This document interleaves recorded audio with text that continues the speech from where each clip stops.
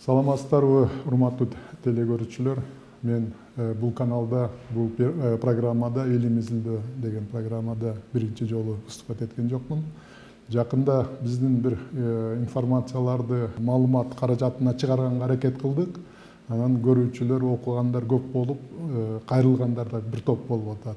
Биздин айта турган сөз тиги Кыргызстандын азыркы акыбалы, Кыргызстанда азыркы жаңы өкмөт, жаңы президент баары жаңыланып келаткан кездеги мурунку токтолуп калган мега проект деп коет, аябай чоң проекттердин ишке ашуу тагдырлары кандай болот дегенди. Мен өткөндө өзүмдүн информациямда темир жол куруу жөнүндө жана магистральный газопровод деп коет, бул баягы эл аралык газопровод, Кыргызстан аркылуу өтүүчү газопровод жөнүндө жаздым эле. Ошонун тегерегинде мен кыскача силерге маалымат жеткирсем деген ой менен.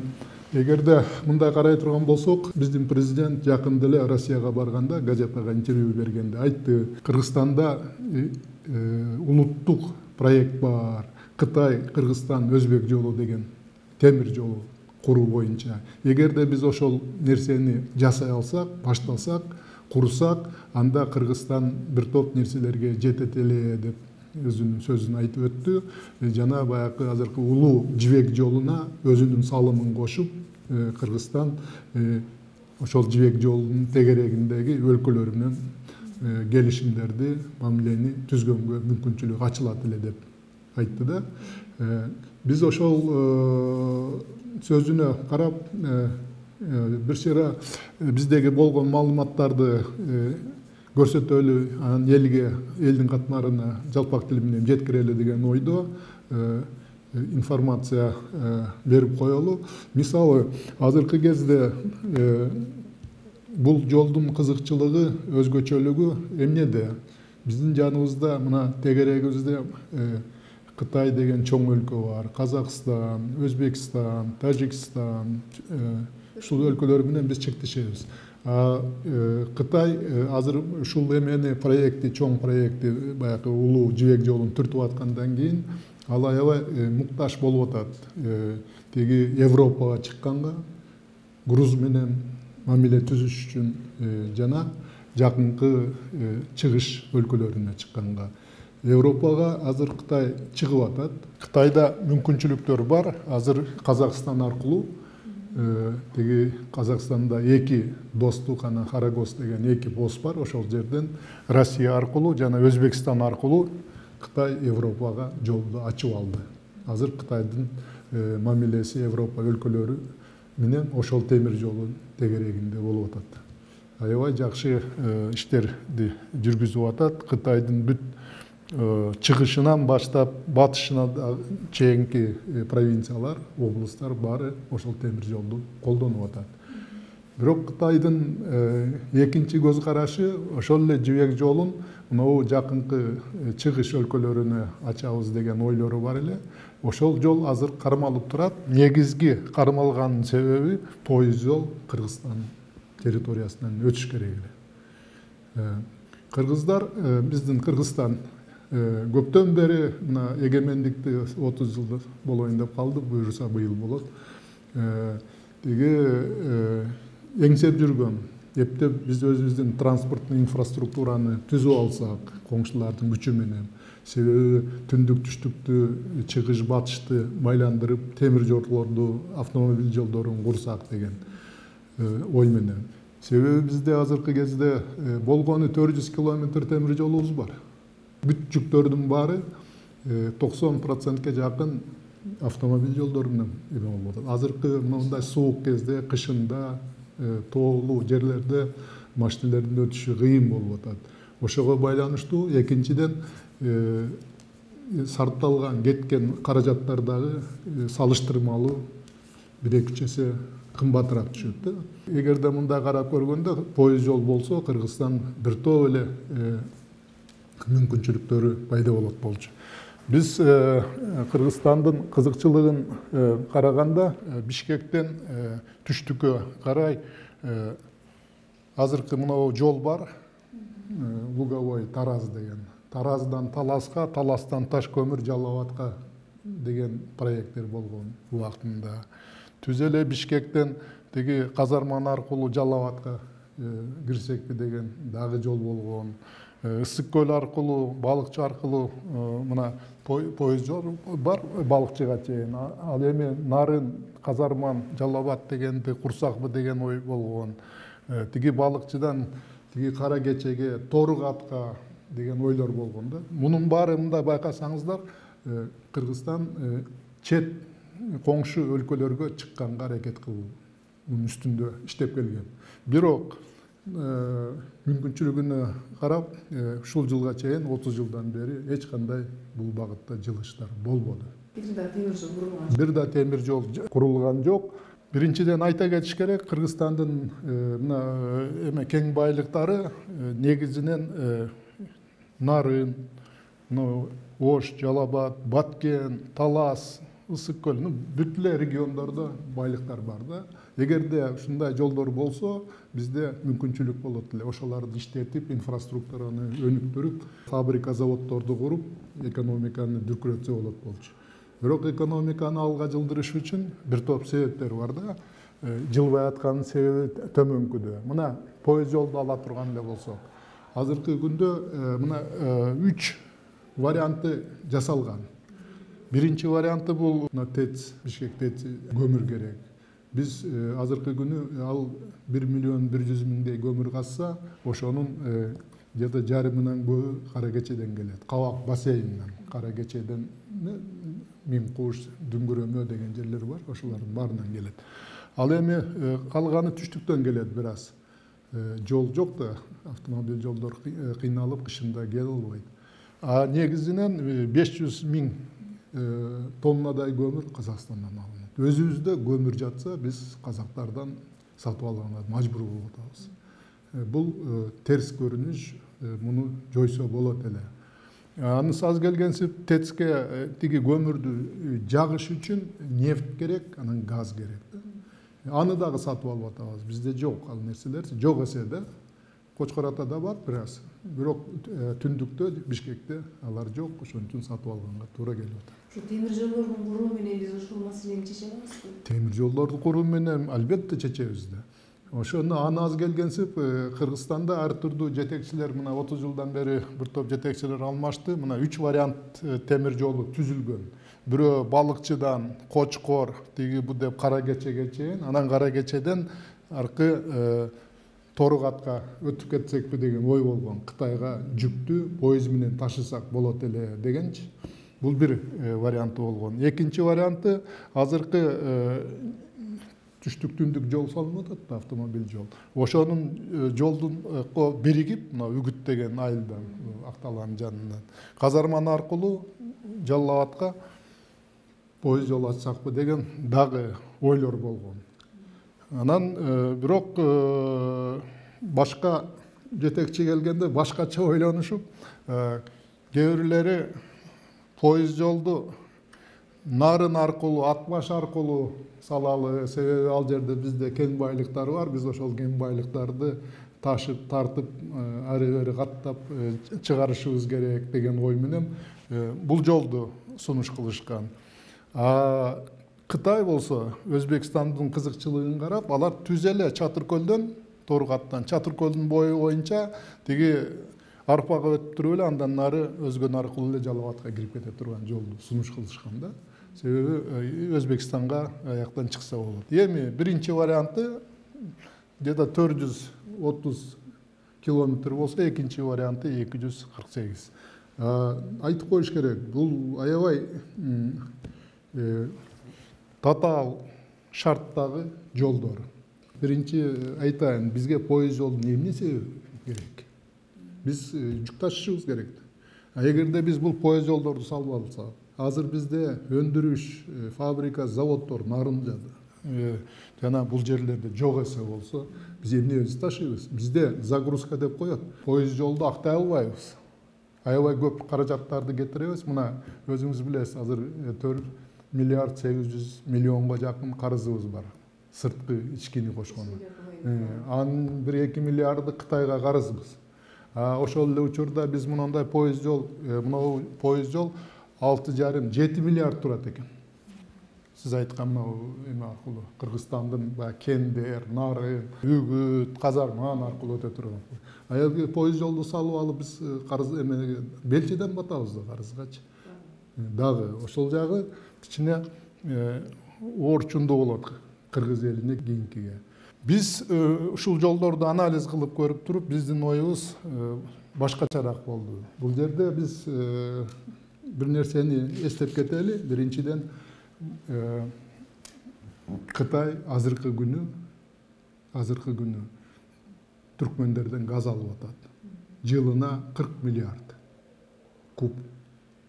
Ал газ түтүгү мына Түркмөнстан болсо, Өзбекстан, Кыргызстан менен Кытайга өтүш керек да. Муну азыр сунуш кылып атышат. Азыр өзбектер аркылуу, Казакстан аркылуу Урумчуга кетип калып атат бул нерсечи. Ошон үчүн экинчи нерсе, түркмөндөр Россия жакка да сатып атат, Туркия жагына да сатып атат, Афганга да сатып атат, Пакистан, Индияга да газды сунуштап атат. Түркмөндөр да азыр газ боюнча экинчи орунда эле дүйнө жүзүндөчү. Ошон үчүн газ көп да. Негизи бизде ушул нерсени эске алып, Кытай өкмөтү 13-жылы Си Цзиньпин жетекчиси бул жерге делегация менен келгенде Атамбаев менен кол коюшкан экен биздин президенттин ошол кездеги. Газды өткөрө турганда. ТО деп коет, технико-экономическое обоснование. Андан кийин долбоор да бүткөн. Ошол долбоор азыркы күнү жатат. Ал нерсе, мына эгерде картаны карай турган болсок, Урумчу тарапка газ Өзбекстан, Казакстан аркылуу өтүп атат. Ал эми мына Кашкарда экинчи түтүктү салабыз деген ойлору бар булардынчы. Ал түтүк мына Кыргызстандын территориясынан мына эме Иркыштан, Карамык, Алай, чоң Алай өрөнү менен өтүш керек. Кыргызстандын чети менен гана жакын 215 километр болгон узундугучу. Эч кандай тоо, таш, эч нерсе жок. Суунун бою, жолдун бою менен эме болуп кете турган түтүк. Экинчиден, биздин поезд жолду дагы эгерде кура турган болсо, ушул жерге эле куруш керек деген ойду сунуш кылып атабыз. Себеби, биринчиден аралыгы аз, поезд жолдорду курганда баасы таасир этет. Анан убактысы, канча убакытта биз ал поезд жолду коруп бүтөбүз. Ошонусуна караганда, мисалы биринчи вариант жакта көрсөткөн где-то бир 6,5-7 миллиардты талап кылат. 8 жылда курулат экен. Эгерде бул жерге поезд жол сала турган болсок, бул нерсени 2 жылда курса болот экен. Каражаты 700 миллиондун тегерегинде болот экен. 8-10 эсе арзаныраак түшө турган поезд жол болот экен. Анан бизге адистер келип көбүрлөр менен сүйлөшкөндө айтышат, ой анда Кыргызстанга бул поезд жолдун кандай кереги бар? Биз эч кандай эме болбой калдык го. Кыргызстандын четинен эле өтүп кетет экен деген ойлор бар экен да. Анан биз айтып атабыз. Биринчиден бул жолду салганга Өзбекстанда кызыктар. Мына жерде эме Сары Таштан Дароот коргондо мына түп-түз Гүлчө аркылуу Ош, Андижанга кирип кетет. Бул жерде поезд жол бар. Бул жер менен биз Европага чыксак болот. Экинчиден, ушул эле чек арада Кара Суу Оштун тегерегинде биз баягы перевалочный база деп коет. Калия Кытайда дагы, бияктарда дагы, башка өлкөлөрдө дагы европейский деп коет. Куушураак 1435 миллиметр. Биздики поезд жолдордуку кеңирээк 1520 миллиметр. То есть ошонусуна эмени, аны перевалочный базаны биз тарапта кылсак, андан кошумча дагы. Бирок барынан кызыгы 2000 кишини иштетсе болот экен. Газопровод менен поезд жолду жарыша кошо бир кезде курса болот. Параллельно. Газопроводду курабыз деген жерлер уже изилделип, текшерилип, жасалып калды долбооручу. Мунун эч кандай кыйынчылыгы жок. Кыргызстанга тез убакыттын ичинде биз муну жасап кетсек болот. Мындан түшкөн каражаттан биз поезд жолду түштүк-түндүктү бириктирсек боло берет деген ойду биз версияны сунуш кылдык. Эгерде биз ушул магистральный газопровод менен темир жолду параллельно курсак, анда көп нерсени утабыз. Тез убакыттын ичинде жасасак болот. Бул аябай кызыктуу проект. Эми муну сунуш кылгандар көп. Бизде азыр 2-3 фирма жүрөт. Мисалы, Карганбек Самаховдун программасы жүрөт. Хентен Групп деген азыр Казакстандан бир чоң эме келип, вице-премьер Сабиров деген азыр советник болуп калды президенттин. Ошонун өкүлдөрү жүрөт. Green Energy деген фирманын кишилери жүрөт. Биз ошолар менен эме кылып сүйлөшүп, мага мына ушул анализдеп көргөндө ушул эменин сунушу, акыркы фирманын сунушу дурустай сезилди. Бирок муну адистер чоң талкууга алыш керек. Сиз айткандай, биз президентке жеткиргенге аракет кылып атабыз. Эми ал киши деле интернетти карайт экен. Интернетке чыгардык, телевиденияны көрсө, телевидениядан көрөт. Болбосо катты даярдап, жолдоп койдук. Кабыл алса, анда адистерди чакырып, ушуларды талкуулап, бир чечимге келип эме кылыш керек. Бул жердин негизги ток эте турган жери, фишкасы. Кытай мурунку мисалы газопровод жөнүндө айта турган болсом, алар айтыптыр, 1,5 миллиард кетет экен долбоор боюнча. 2 жылдын ичинде бүтүрөт экен. Жылына Кыргызстанга 40 миллион доллар төлөп берет экен за транзит. Бул жакшы деп кабыл алышып, кол коюп беришиптир. Биз болсо Казакстандын тажрыйбасын, башка өлкөлөрдүн тажрыйбасын көрүп, казактар деле алдык, биздин коңшуларды. Алар 1000 кубуна транспортировка 100 километрге тарта турган болсо, территория боюнча 4 доллар алат экен. Эми ойлоп көргүлө, 30 миллиард куб газ кете турган болсо, биз 4 доллардан 200 километрге ала турган болсок, биз 250 миллион болуп кетет. Атигилер 40 миллион беребиз деп атат. Мына жерде акча жатат. Биз өндүрсөк болот, Кытайдан айтсак болот. Силер мындай кылган экенсиңер, карап көрбөйлүбү? Мына биздин сунушту дагы байкап көрбөйсүңөрбү? Эл аралык келишимдерде ушундай экен. Мурункулар кол койгон, биз эме азыр ишке ашыралы деп атабыз, эме кылалы деп ушул сөздү козгош керек да. Экинчиден, ушул эле эме боюнча, газ боюнча, ошол эле Арменияга Грузия аркылуу газ өтөт. Орустардан да, Азербайжандан дагы, башкасынан дагы. Алар болсо 5%-тен 10%-ке чейин газ менен эле алып калат экен. Бүгүнкү күнү Кыргызстандын мына Газпром деген кирди. Бизде газ кымбат. Азыр 250 доллар. Чегарага 150ден алып келип коюп атышат. Берке разводка андай мындай аркы жеткиргенге чейин биздики кымбат. Анан алар негизинен азыр Чүйдү, Бишкекти газификация жасап атышат. Ысык көлгө нарынга барышка аларга кереги жок дагы, кажаты да жок. Алар өздөрү да жазып атат. Себеби ал жерде эл аз. Экинчиден шарт кура турган шарттар кыйыныраак. Ал жакка газды тартканда. Эл түштүктө.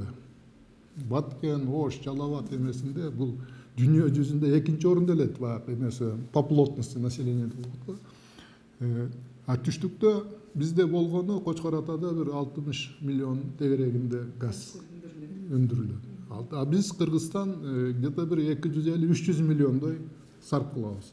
Эми эсептеп көрсөңөр, биз Грузиянын тажрыйбасын алып, Кытайдын алдында бизге 5% газыңардан бергиле десек, бизге мындай 1,5 миллиард куб газ алсак болот экен. Эгерде 1,5 миллиард газ болсо, биз түштүктү дагы тегеректи бүт шаарларын, айылдарын бүт газ менен камсыз, андан башка өндүрүштү, тоо-кен тармагын, металлургия, эмнени гана кылбасак болбойт. Бул энергияда, мына өзбек туугандар эмне кылып атат? Азыр газды басандатып, мал и средний бизнеске токтотуп, элди гана камсыз кылып атат, калганын четке сатып атышат.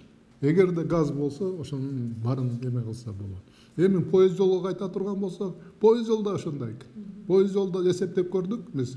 Эгерде арзан болсо, тез бүтсө, анан баягы эсеби боюнча транзитте бизге транзиттен түшөт да. Кыргызстан эми ашып барса бир 5%-ын жапса жабат, жаппаса жок. Жүк ташыганда азыркы кездечи А 5 калганын ким тартат?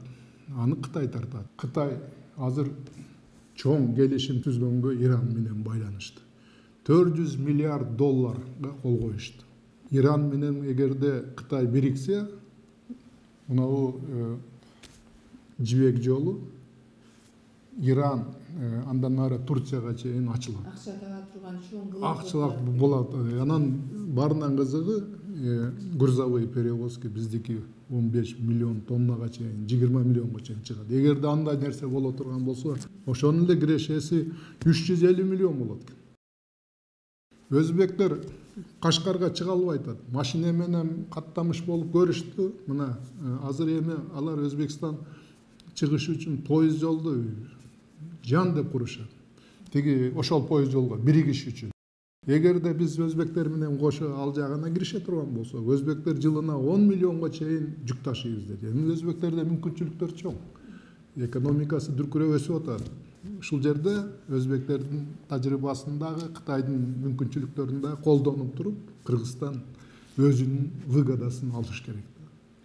Экономиканы жөнү көтөрүп койсо болот. Жөн эле көтөрүп койсо болот. Мына ушу поезд жол менен газопровод менен.